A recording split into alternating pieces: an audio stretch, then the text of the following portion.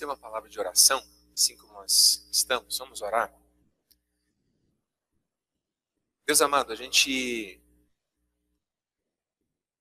acaba de cantar que Tu és tudo o que nós precisamos. Isso tem profunda relação com o que nós vamos conversar aqui, com aquilo que a gente vai expor. Nós oramos, ó Deus, para que Tua palavra fale conosco, que Teu Santo Espírito esteja agindo nesse tempo e colocando coisas importantes, trazendo à consciência coisas que são importantes, para que a gente viva como quem tem esperança nessa realidade em que nós vivemos, para que nós nos tornemos profundamente confiantes em Ti, no que Tu nos dizes, para que nós sejamos capazes de enfrentar as tempestades que a vida trouxe ou ainda pode trazer até a nossa existência. Em nome de Jesus. Amém. Ok, então nós iniciamos hoje a nossa conversa sobre sofrimento. Hoje nós vamos falar de um ponto de vista um pouco mais, talvez até conceitual, filosófico, tentando responder a algumas questões levantadas filosoficamente. Na semana que vem vamos falar um pouquinho mais com a alma, com o coração, com o sentimento, essa coisa que a gente tem quando o sofrimento bate na nossa porta e a gente se sente profundamente injustiçado pelo fato disso estar acontecendo conosco. Dia 19 nós vamos falar, afinal de contas, como que Deus nas Escrituras responde a esse conflito do sofrimento. Qual é a resposta que Deus nos dá a isso, afinal de contas?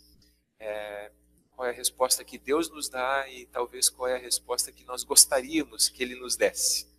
E finalmente, dia 26, nós vamos falar das nossas posturas, daquilo que a gente precisa ter claro diante de nós ao viver e ao lidar com situações na vida que trazem sofrimento. Então, é um pouco por aí que a gente vai caminhar ao longo do mês. Bom, o sofrimento é uma realidade inescapável, né? Todos nós, em algum momento da sua caminhada, em algum momento da sua jornada, precisa lidar com situações que causam sofrimento. Algumas pessoas com situações muito fortes, muito fortes.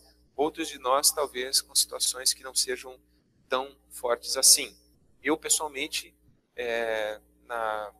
até esse momento da minha vida, não posso dizer que fui um sujeito que passei por sofrimentos avassaladores e esse tipo de coisa, né? Não posso dizer de experiência própria, eu sei o que é sofrer, porque eu estaria sendo extremamente, estaria de mimimi com vocês, né? Não poderia falar dessa forma, de forma alguma. Alguns de nós já passaram por situações muito mais difíceis do que eu passei ao longo da minha existência até aqui. Outra coisa pela qual nós vamos falar desse assunto é porque é um assunto muito mal compreendido e causa muitos conflitos em nós.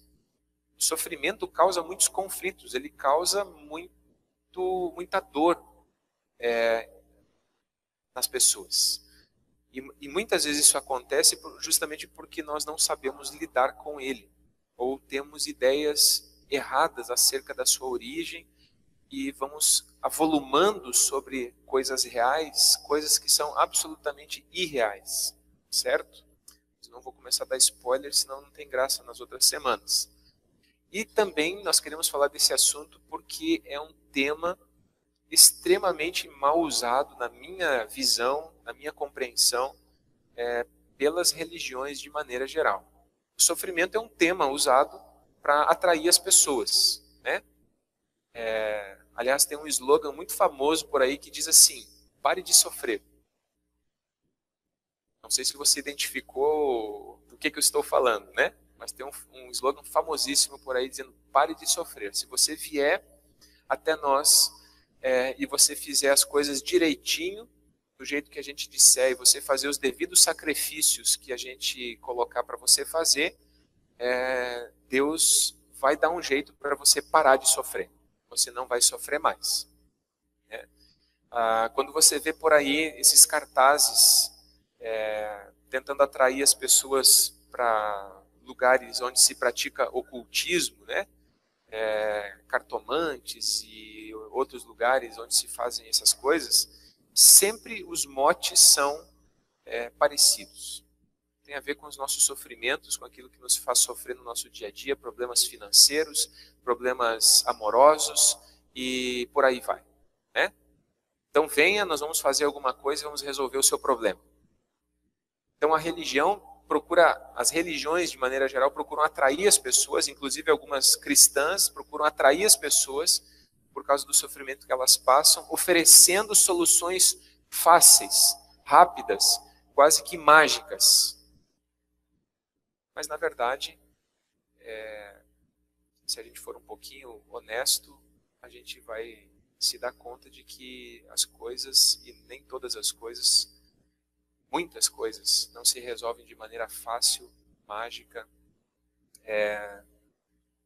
Quando você faz determinadas coisas, num casuísmo, você colhe outras e tudo vai estar resolvido. Algumas coisas são bem mais complexas que isso.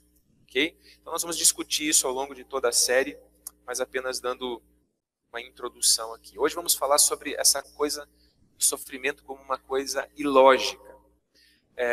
Tempos atrás, o Isaac um dia pediu para conversar comigo. Ele disse que apresentaram para ele, me mostrou essa imagem que você está vendo aqui, ele me mostrou, alguém confrontou ele com essa figura aqui, com esse paradoxo de Epicuro, e ele falou: pastor, eu queria entender esse negócio aqui, porque como é que é? Então, diante do sofrimento, diante do mal, Deus está colocado em xeque, a ideia de Deus está... Ele não usou essas palavras, eu que estou usando, né? Como é que a gente resolve isso?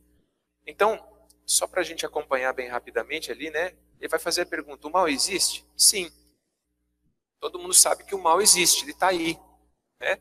Acontecem coisas ruins e complicadas o tempo todo, há injustiças graçando o tempo todo ao nosso redor, há tragédias acontecendo o tempo todo ao nosso redor, há situações que as pessoas são expostas de violência e outras situações mais o tempo todo. Deus sabe que o mal existe? Se ele não sabe, então ele não é onisciente. Se ele sabe, então vem outra pergunta: Deus pode acabar com o mal? Se ele não pode acabar com o mal, então ele não é onipotente. Mas se sim, se Deus pode acabar com o mal, então a outra pergunta é: Deus quer acabar com o mal? Se ele não quer, então ele não é bom. Se ele quer, então por que o mal existe? Se ele deseja acabar com o mal, então por que o mal existe? Aí a questão aqui se desdobra em 3 respostas. Em primeiro lugar, o mal pode existir porque Deus quer nos testar. Resposta lógica é: se ele é onisciente, já sabe o resultado e não precisa nos testar. O mal existe por causa da existência de Satanás. Se Deus é onipotente e bondoso, então que destrua Satanás. Mas o mal existe por causa do livre-arbítrio.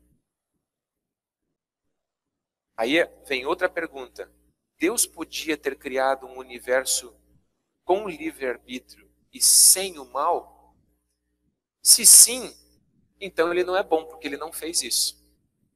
Se não, então ele não é onipotente. E esse é o imbróglio filosófico desse filósofo grego de 341 a.C. a 271 a.C. E como que você resolve isso? Como que você responde a essa questão apresentada de maneira tão lógica e assim por diante, certo? Vamos deixar isso aqui em suspenso, depois a gente volta às questões levantadas aqui, ok? Mas essa é a questão: se Deus é bom e todo-poderoso, por que existe o mal e o sofrimento? É uma questão antiga, antiquíssima. E a Escritura também lida com esse questionamento. Diante do sofrimento, diante da presença do mal no mundo, muitas vezes a conclusão que as pessoas chegam é essa: ou Deus é bom, mas não acaba com o mal por não ser todo-poderoso, Ou Deus é todo-poderoso, mas não acaba com o mal porque não é bom. Ou pode ser que ele não seja nem uma coisa e nem outra. Nem bom, nem todo-poderoso. Certo?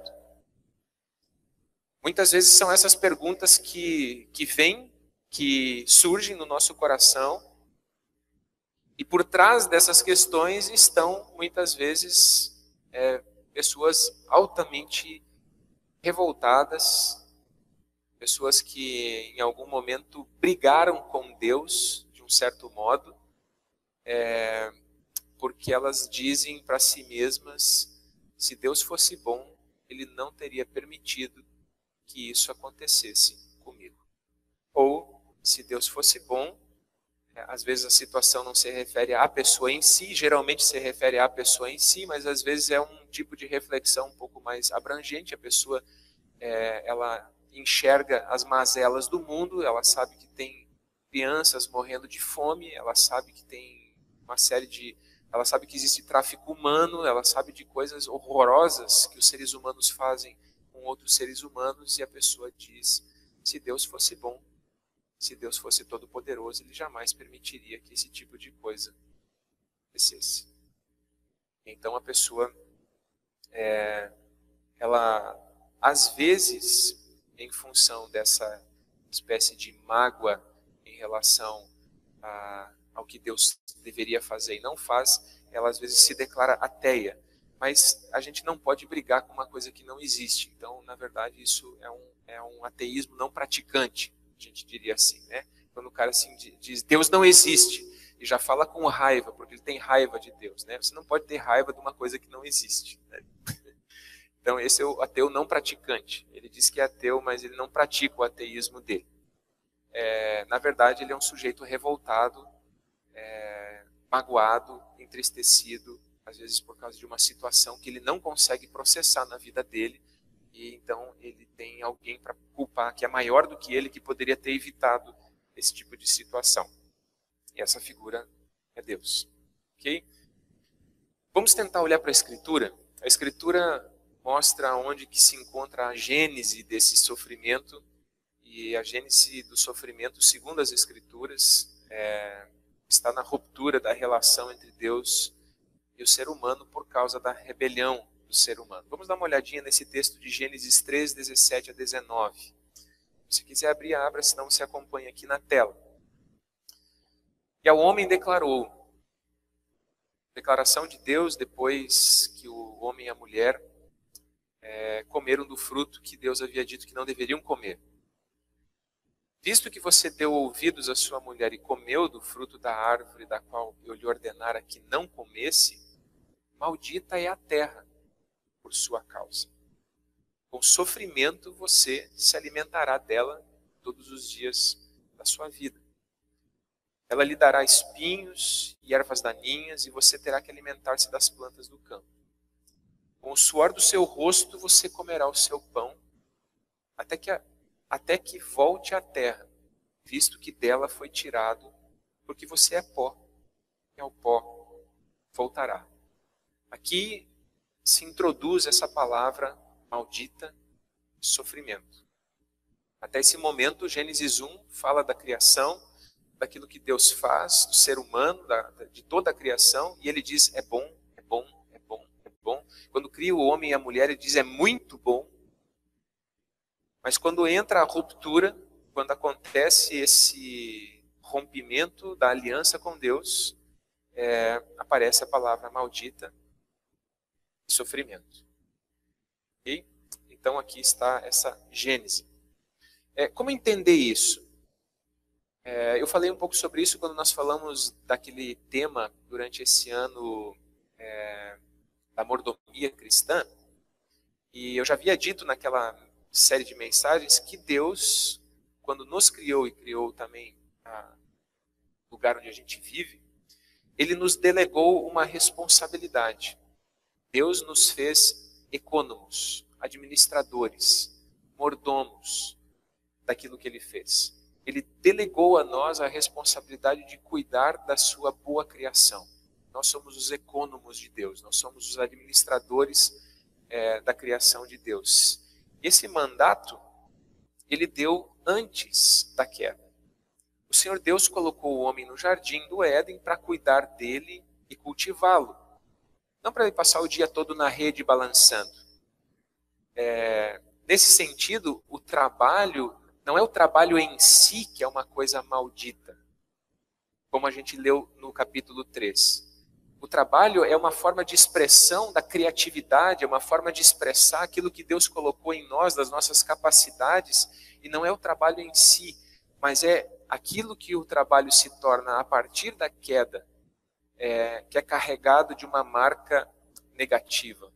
Mas já antes da queda, o homem está ali não para ficar deitado, não para ficar divagando, ele está ali para fazer, para criar, para ser co-criador, não no sentido igual a Deus, mas para pegar daquilo que estava disponível na criação e fazer o que nós sabemos fazer. Nós somos capazes de transformar as coisas, nós somos capazes de compreender as coisas e de mudar a realidade ao nosso redor. Isso nos foi dado por Deus, isso já estava lá. No capítulo 1, os versículos 26 e 28, 2 vezes é usada a expressão dominem sobre a criação, sobre os peixes, as aves e assim por diante. E logicamente essa palavra dominação não significava o exercício de uma liberdade para destruir a criação de Deus. O nosso domínio sobre a criação de Deus acaba destruindo a criação de Deus hoje. Mas esse mandato anterior à queda era domínio no sentido de que domínio ou dominus é que vem a palavra Senhor.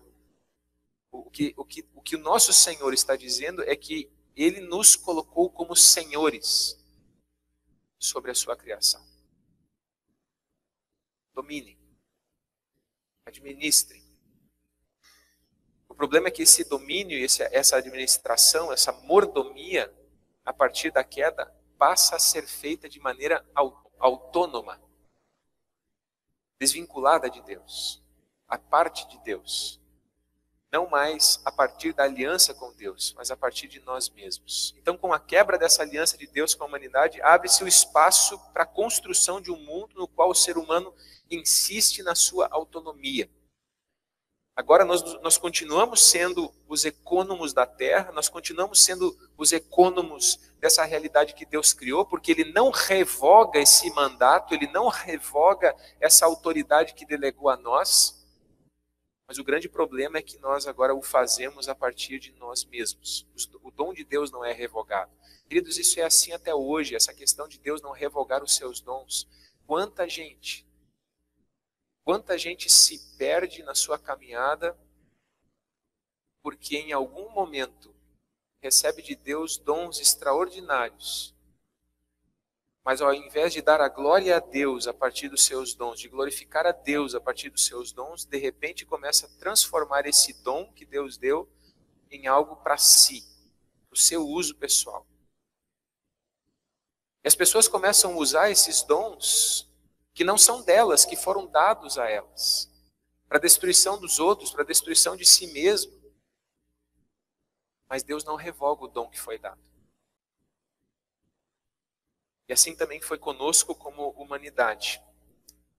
E nessa busca por autonomia, por querer agora construir um mundo a partir de nós mesmos, nós somos levados à idolatria, ao engano, também à manipulação do inimigo de Deus. Quando a gente rompe a relação com Deus verdadeiro, a serpente que nos enganou lá no paraíso, ela se aproveita desse fato agora para nos manipular e transformar essa realidade que é de Deus e pertence a Deus em um esquema e um reinado que agora vai ser dessa outra realidade maligna e perversa.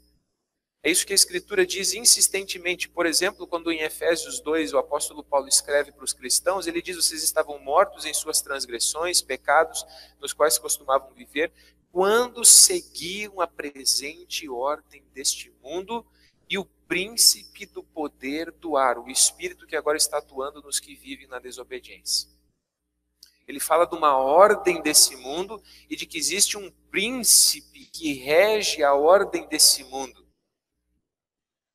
E de que as pessoas estão cegadas, vivendo dentro dessa realidade, vivendo debaixo dessa autoridade, desse poder, fazendo uma vontade, sem saber muitas vezes que estão servindo a esse tipo de vontade.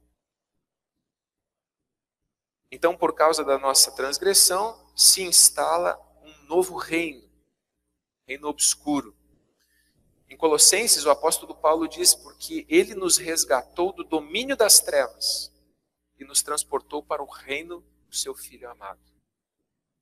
Fala de um domínio, assim como o ser humano disse, ou Deus disse ao ser humano, dominem, mas por causa do pecado se instala um outro tipo de domínio, em que os seres humanos também são dominados.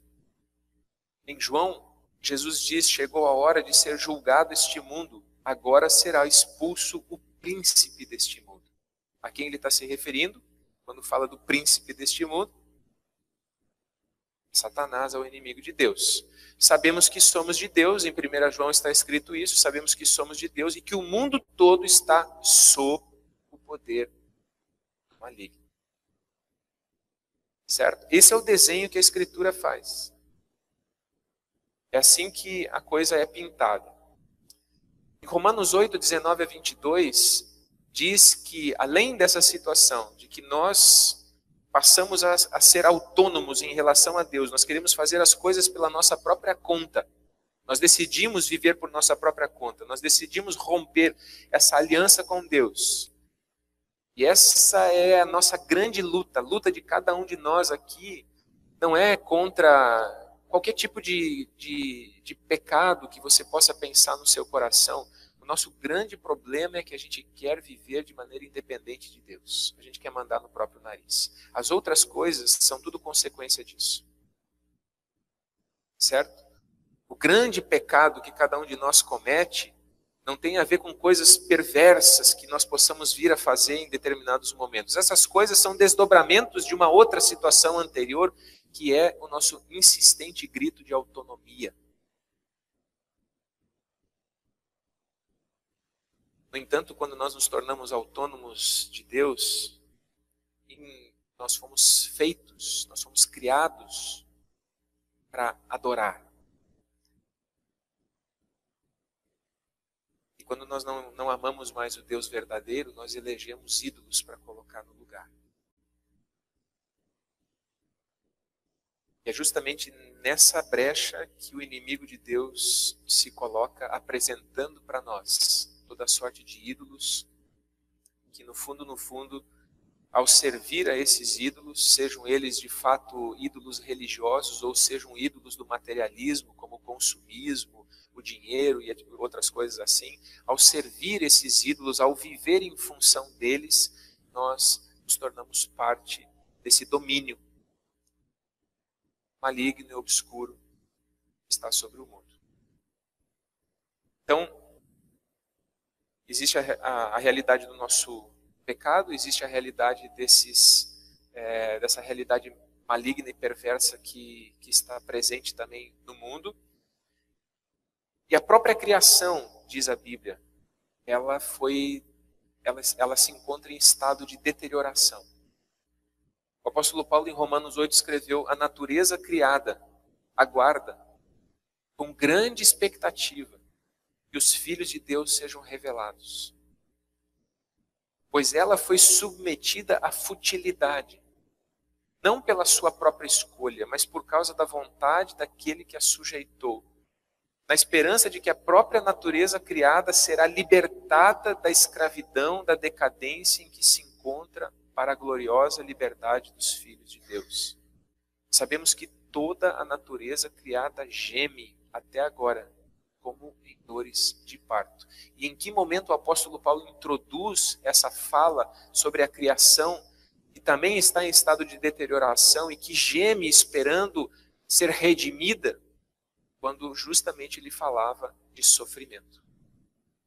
Os sofrimentos dessa vida não são para se comparar com a glória que há de por vir. E aí ele faz ele faz uma pausa na fala dele sobre sofrimento aos Romanos para dizer: a criação inteira está em sofrimento.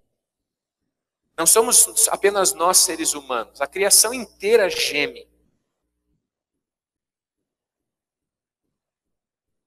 Nessa perspectiva, por exemplo, só para citar um exemplo de aplicação disso. Daniel, por que você teve um filho especial?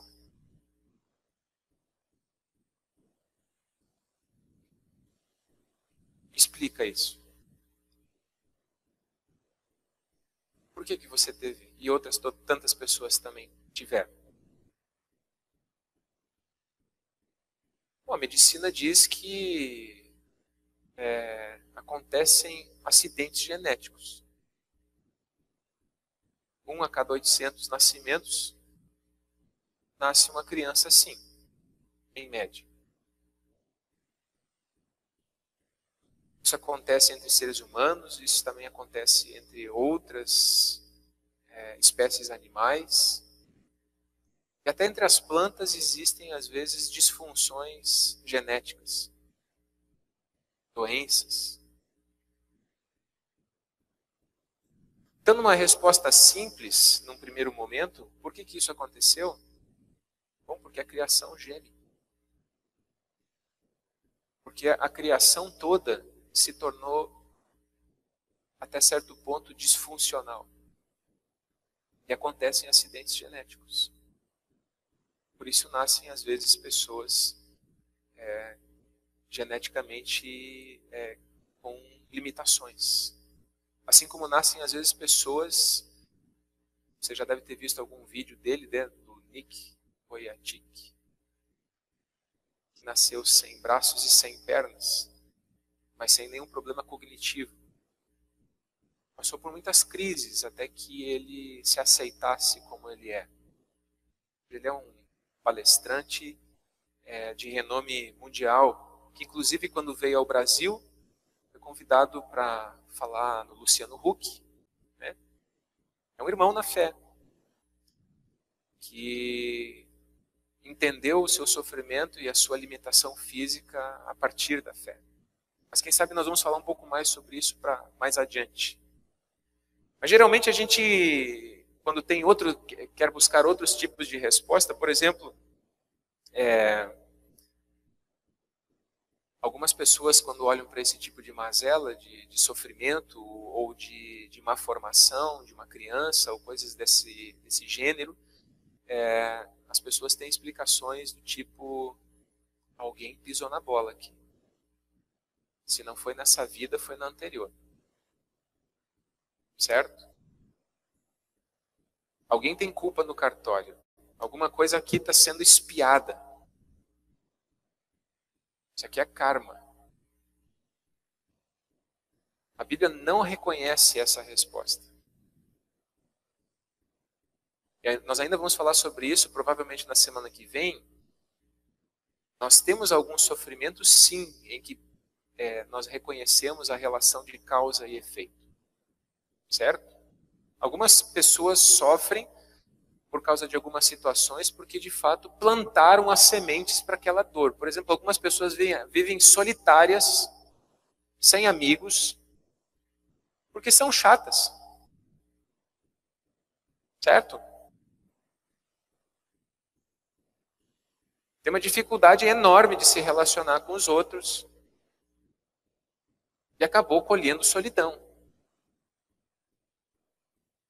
Esses dias, estava falando para alguém, às vezes as pessoas vêm, né, há 30 anos, 40 anos, dizem assim: meu, homem nenhum presta. Mas a forma que escolheu para atrair esses homens só iria atrair esse tipo de homem mesmo. Você entende o que eu quero dizer? Tem coisas que têm uma relação óbvia de causa e efeito. As pessoas colhem o que plantaram.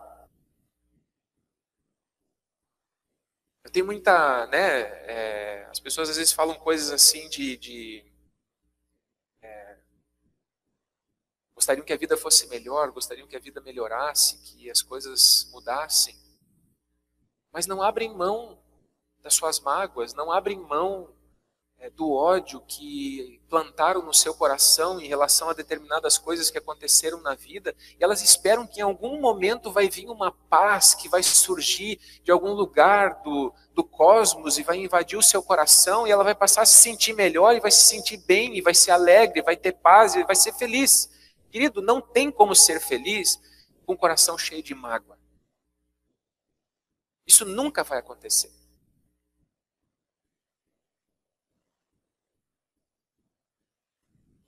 Agora, tem outros tipos de sofrimento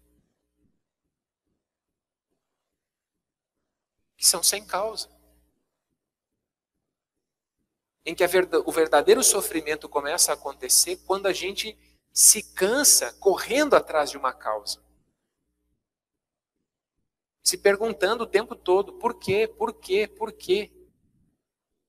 Ora, se tem uma coisa que piora as nossas dores e os nossos sofrimentos, muitas vezes é essa pergunta. Por quê? Por quê?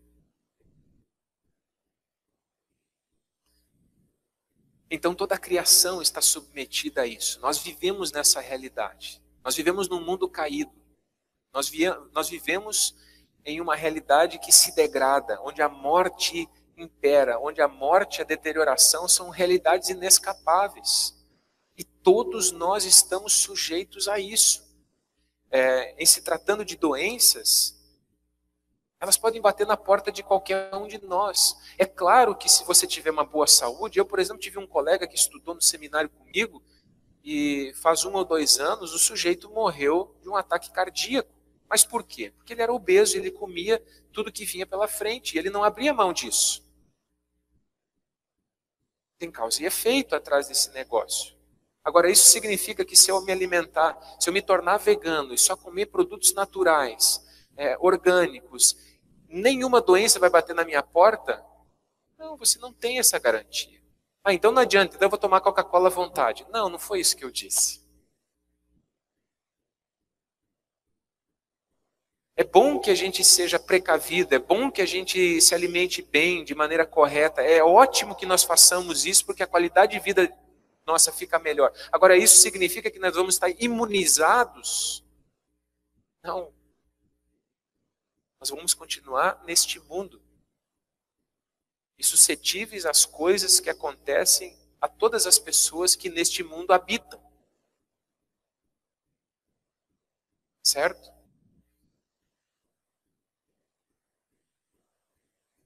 Então, seguindo, não apenas nós seres humanos estamos sob intenso sofrimento, mas a própria criação geme, então, sobre esse estado de decadência. E assim como esse pecado, essa ruptura com o Criador afetou toda a criação, maldita é a terra por sua causa, também a redenção de Deus abrange toda a criação. A criação geme esperando a manifestação dos filhos de Deus. A obra de Jesus não é apenas para salvar pessoas, mas para restaurar toda a criação que foi abalada com o rompimento da relação com Ele. Então vamos voltar àquele paradoxo de Epicuro.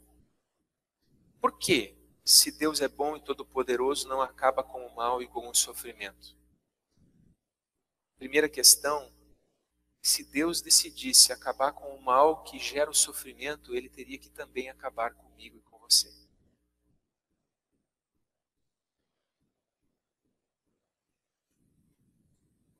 Certo? Se Deus fosse acabar com o mal, Ele também teria que acabar comigo e com você. Como disse Jesus, não é o que entra pela boca do homem que o torna impuro, comida, mas é o que sai da boca do homem, porque do coração do homem é que brotam os adultérios, os assassinatos, a ganância, etc, etc, etc. O mal não está presente apenas no outro e fora de mim. O mal está em mim. com as melhores intenções que eu tenho, muitas vezes ainda assim eu produzo o mal.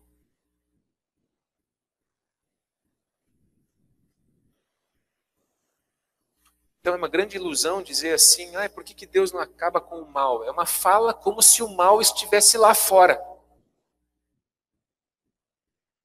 Deus não acaba com o mal porque Ele te ama. Porque senão você ia ter que ser destruído junto. E não apenas alguns de nós. Porque assim, parece que tem alguns cristãos assim que é o cristão vampiro. Ele não enxerga a imagem no espelho. Sabe, né? Vampiro se olha no espelho e não enxerga nada. Tem cristão que é assim também. O mal está sempre no coração do outro. Ruins sempre são os outros. Eu não entendo como as pessoas podem fazer tal coisa. Ô cristão vampiro, começa a ler a Bíblia, quem sabe você consiga começar a enxergar a sua imagem refletida, você vai começar a parar de falar sobre eles. Vai começar a enxergar as suas próprias mazelas. Não são alguns de nós que seríamos destruídos. Aqui nesse lugar mesmo começaria aqui em cima do altar. Não pelo nosso amigo querido aqui, mas por mim. Certo? Se Deus fosse destruir o mal, Ele começaria tendo que destruir a mim. Mas Deus não poderia ter criado o livre-arbítrio sem a possibilidade do mal? Pergunta, né? Dentro desse paradoxo. Por que Deus não criou, então, se foi a nossa liberdade para fazer o que não é certo, que criou tudo isso? Então, por que Deus não criou, não poderia ter feito livre-arbítrio sem a possibilidade do mal? Bom, essa pergunta não tem lógica, porque o livre-arbítrio pressupõe justamente a possibilidade para isso.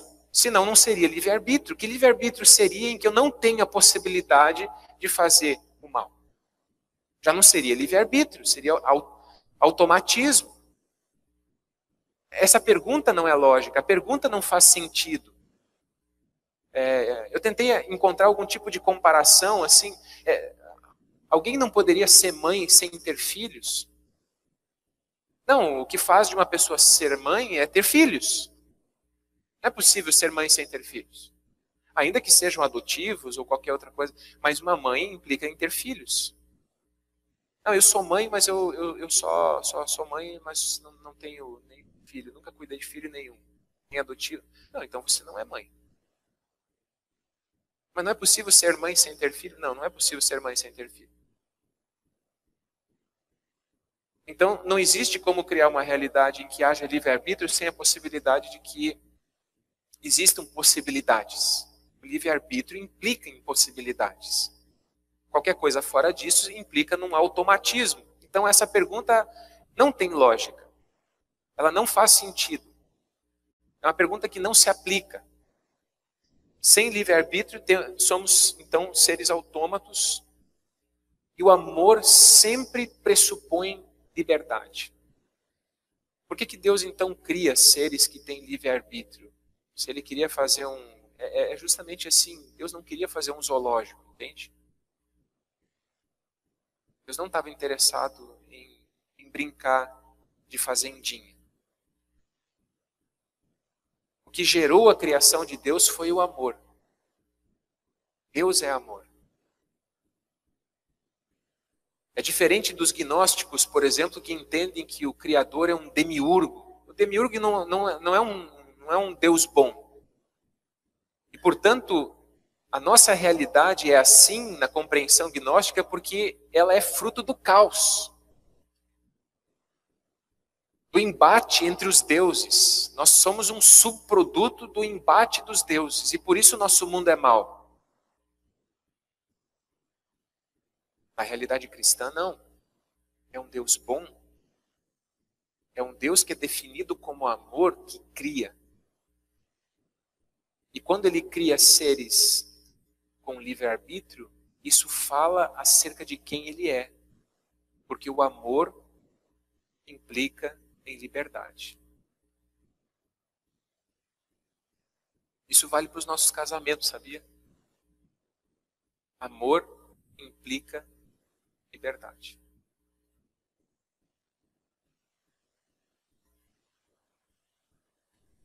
Parafraseando a pergunta, então, do paradoxo, é como se a gente fizesse a seguinte pergunta: Deus poderia ter criado alguém para amar e relacionar-se sem que esse fosse livre? Como que eu posso amar e ser amado por alguém que é obrigado a me amar? A gente precisa ficar doente pra caramba. Eu acho, pelo menos. Você pode até ficar chateado com isso que eu vou dizer agora, mas eu acho que a gente tem que ficar doente pra caramba, por exemplo, para ter uma relação amorosa com uma boneca. Não é? Acho que o cara tem que ser bem doente para um negócio desse. Por isso Deus não criou bonecos. Porque Ele cria seres que têm a condição de escolher se vão amá-lo ou não vão amá-lo. Mas Deus não cria seres autômatos e sem livre-arbítrio porque Ele é um ser relacional. Porque Deus é pessoa. Por isso Ele não cria robôs, Ele não cria bonecos, Ele cria seres humanos com livre-arbítrio. E isso implica na possibilidade do mal. O sofrimento e o mal existem, Deus então é um ser caprichoso. Essa é uma conclusão extremamente comum.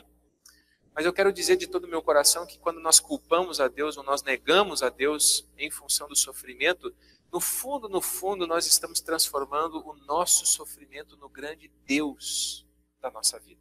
Eu quero dar um exemplo a partir de José do Egito, e com isso eu estou indo para o final da mensagem aqui de manhã. Lembra do José do Egito? Pensa na vida daquele moço. Cresceu mimado, era o último filho de uma leva ali de 10, ele foi o 11º, depois veio mais um, mas ele foi o filho querido de Jacó, mas de repente, sem se dar conta de que ele havia se tornado um menino chato, que irritava os irmãos, ele foi aprisionado pelos irmãos, colocado num poço, vendido como escravo, foi parar no Egito, uma terra estrangeira, para longe da família. Lá no Egito, ele melhorou de vida, foi trabalhar na casa do Potifar, que era alguém importante, era um general do exército do Egito, mas ali a mulher do general quer ter relações com ele se nega a fazer isso, ele é fiel a Deus e ao seu senhor também, ao seu senhor humano, ele se nega a fazer isso, então ele é acusado de tentar agredir a mulher sexualmente. Ele é preso. Ele fica na prisão muito tempo. E depois a gente sabe que ele se torna governador do Egito. Mas olha, esse menino ele teve muitas possibilidades para se amargurar na vida. Ser vendido pelos próprios irmãos como um objeto, ser vendido como escravo. Aí ele melhora de vida. Agora parece que vai. Aí ele é preso, termina numa masmorra, passa anos ali. Come o pão que o diabo amassou, como a gente costuma dizer. Ele poderia ter ficado extremamente enfurecido, raivoso. Aí ele é colocado, e um sujeito raivoso, quando se dá poder a ele é colocado como governador do Egito, e de repente os seus irmãos aparecem lá para pedir comida, e ele reconhece os irmãos não reconhecem. Era a grande chance que ele tinha para se vingar. Eu não vou resumir aqui toda a trama, mas quando os irmãos percebem que ele é o irmão que havia sido vendido como escravo, eles ficam tomados de medo. Porque José está numa situação em que ele tem poder para matá-los, com um piscar de olhos, com um estalar de dedos. Mas olha a leitura que José faz da vida. José, porém, lhes disse: não tenham medo. Estaria eu no lugar de Deus? Não tenham medo. Estaria eu no lugar de Deus? Ele diz, o versículo continua, eu não coloquei aqui, ele logo diz em seguida: vocês intentaram o mal contra mim, mas Deus me trouxe aqui para preservar a vida de muita gente, inclusive da nossa própria família. Deus transformou o mal em bem.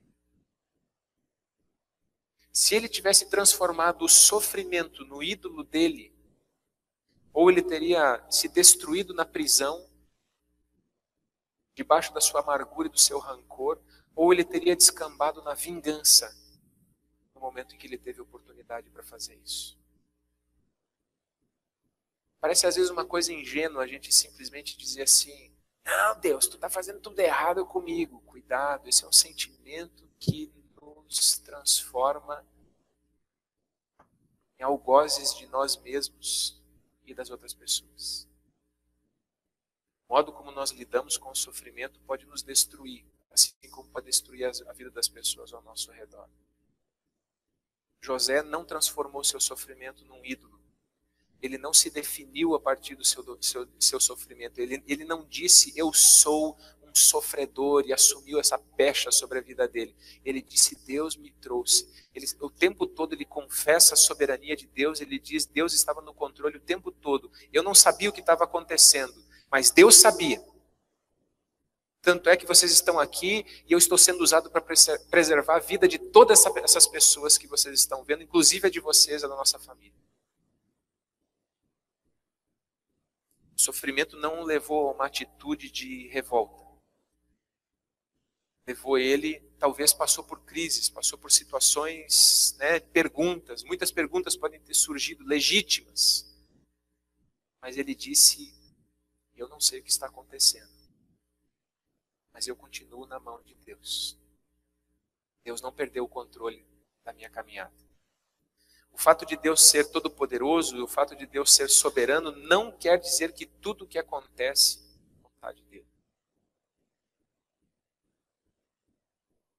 Muitas vezes quando alguém tenta consolar uma outra pessoa, por exemplo, num sepultamento, vem aquela frase do tipo, Deus quis assim. Toma muito cuidado com essa frase. Deus quis assim. Às vezes é uma situação de tragédia. Aconteceu na nossa igreja, aqui na comunidade do centro, há tempos atrás. Você chegar numa situação dessas e dizer assim, Deus quis assim. Não, Deus não quis assim.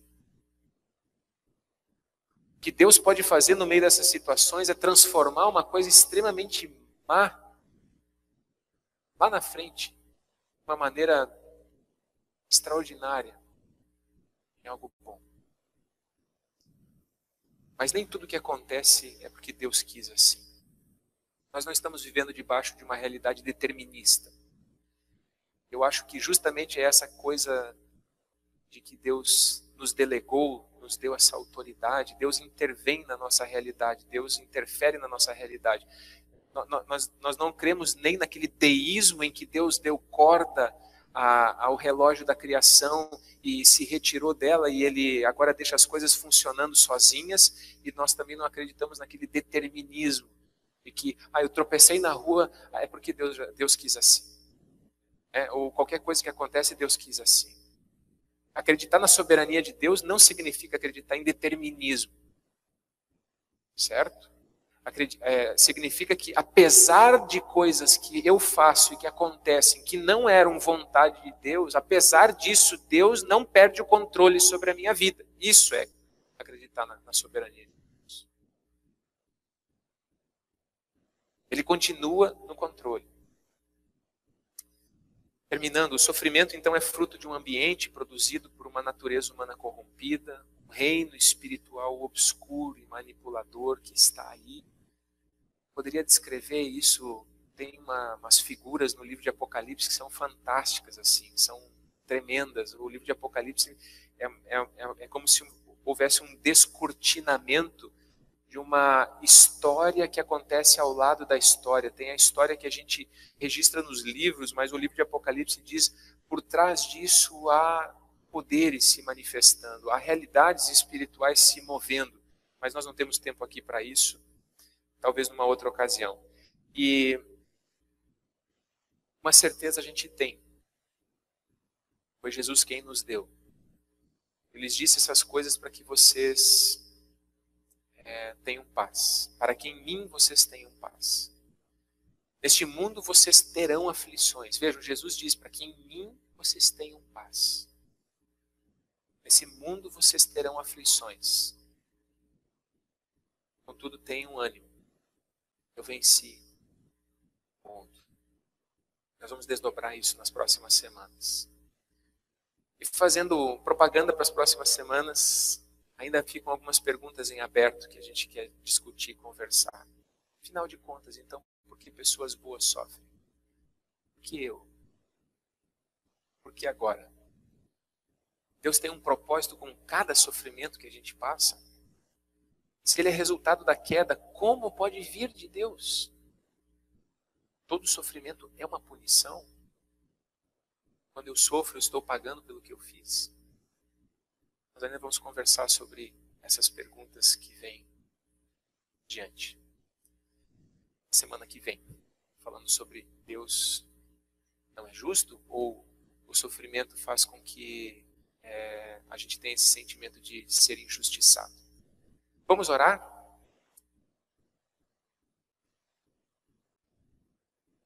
Nosso Deus e Pai,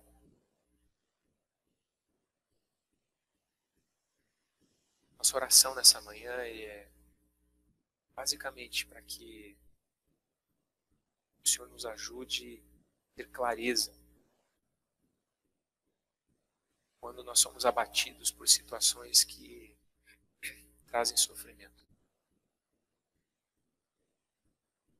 Às vezes a gente mergulha em perguntas que nos fazem muito mal. Perguntas que nos afastam do Deus de amor. Em perguntas que às vezes também avolumam sofrimentos psicológicos enormes. Por causa de culpas, por causa de dores que nós carregamos no nosso coração. Nós queremos sair daqui nessa manhã com a convicção de que sim, nós vivemos numa realidade em que nós mesmos temos um coração suscetível a fazer o mal, que até nas nossas boas intenções nós acabamos às vezes produzindo aquilo que não é bom. Aliás, quem é bom? Só um é bom. Quando nós falamos em bondade humana, nós estamos falando de uma coisa absolutamente relativa. Por outro lado, existe toda uma realidade espiritual. O próprio Jesus disse que esse inimigo de Deus, esse ladrão, ele vem para roubar, matar e destruir. Existem forças malignas que desejam a nossa destruição, que trabalham pela nossa destruição. Ao mesmo tempo, nós vivemos numa realidade em que a própria natureza ela está corrompida, ela é decadente. E isso muitas vezes também traz sofrimento a nós. Deus amado, no meio de tudo isso, o Senhor intervém. O Senhor se coloca diante de nós e pede para que nós confiemos em Ti. Ajuda-nos nessa reflexão, ó Deus, a lidar muito melhor com essas coisas. A fazer com que nós possamos, de fato, dar contigo. Sabendo que esse mundo pode trazer sobre nós muitas coisas que nós não desejaríamos. Mas ao mesmo tempo nos dando a plena certeza de que estamos sob Deus que não vai largar a nossa mão, que não vai nos abandonar as coisas do jeito que elas são. Assim seja, Senhor. Em nome de Jesus. Amém.